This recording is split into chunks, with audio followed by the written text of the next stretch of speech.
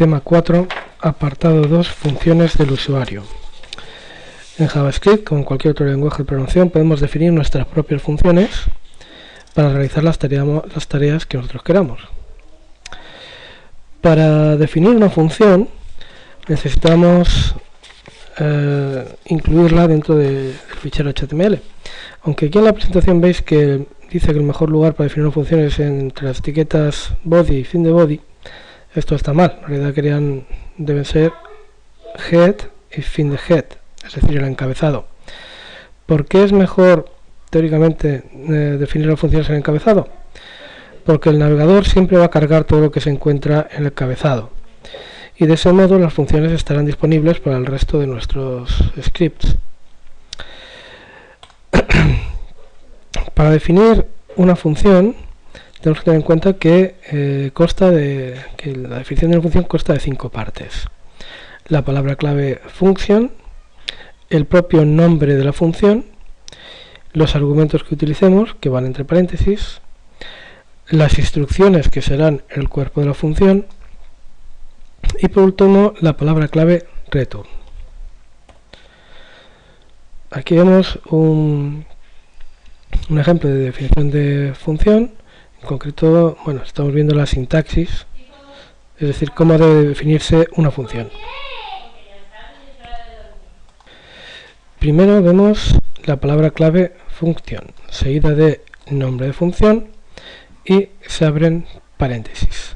Los argumentos son opcionales, los parámetros son opcionales, por eso se declaran por eso se ponen la sintaxis entre corchetes.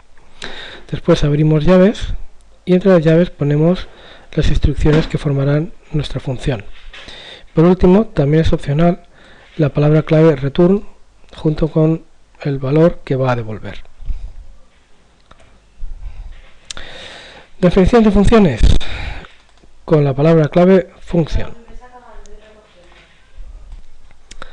Con esta palabra clave debemos utilizarla para definir cualquier función que vayamos a utilizar.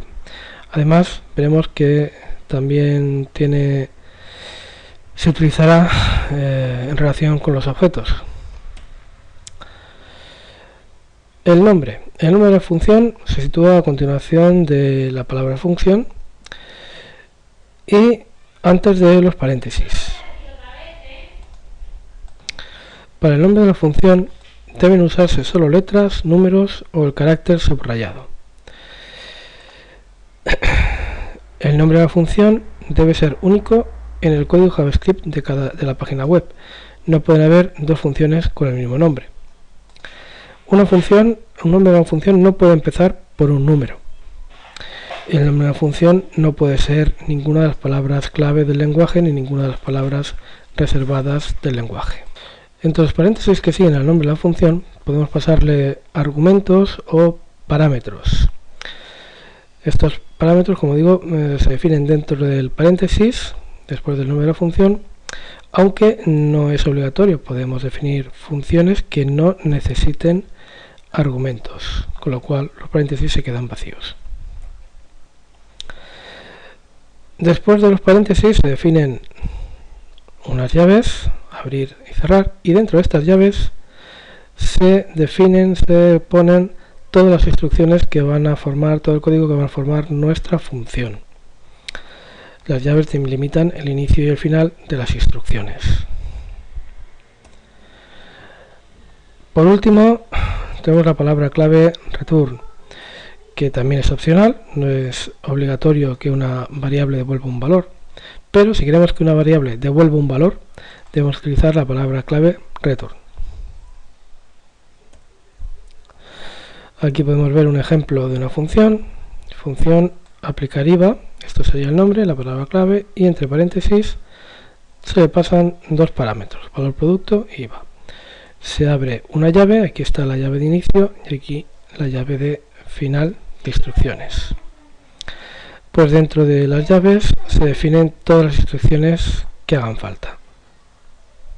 En este caso, como veis, no aparece la palabra clave return, por lo tanto esta función haría un cálculo y mostraría un mensaje por pantalla, pero no devolvería ningún valor.